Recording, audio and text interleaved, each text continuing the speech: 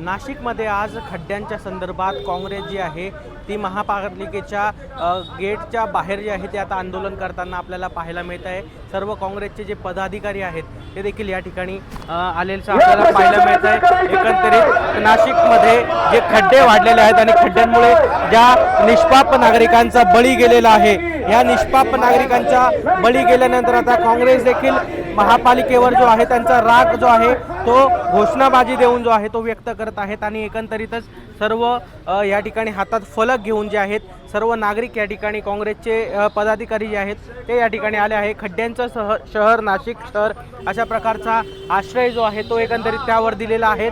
काँग्रेसचे काही कार्यकर्ते आपल्यासोबत आहेत, काय सांगाल? या ठिकाणी खड्ड्यांच्या संदर्भात आंदोलन करत आहात, महापालिकेवर रोष व्यक्त करत आहात। नाशिक शहरात आजपर्यंत भरपूर कुंभमेळा झाले, पण या कुंभमेळ्यात जे कॉन्ट्रॅक्ट वाटले गेलेले हे कोणीही स्थानिक नसल्यामुळे इथं जे आजपर्यंत जे खड्डे इतके खड्डे झालेले याच्यात आज 5-5 लोकांचा जीव गेलेला आहे। त्या परिवाराचं काय सगळ्यात पहिले, आणि यांनी जे पैसे वाटले ते आता ते मुरुम टाकून काम करतात। मुरुम सकाळीच टाकतात, संध्याकाळपर्यंत मुरुम गायब होतोय आणि याच्यात नागरिकांचे खूप हाल होतोय।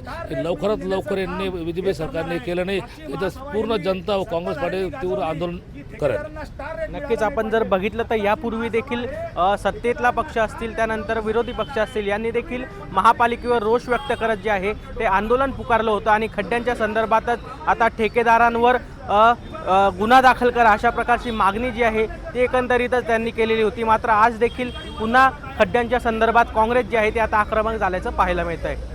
वैभव घुगे, LS मराठी, नाशिक।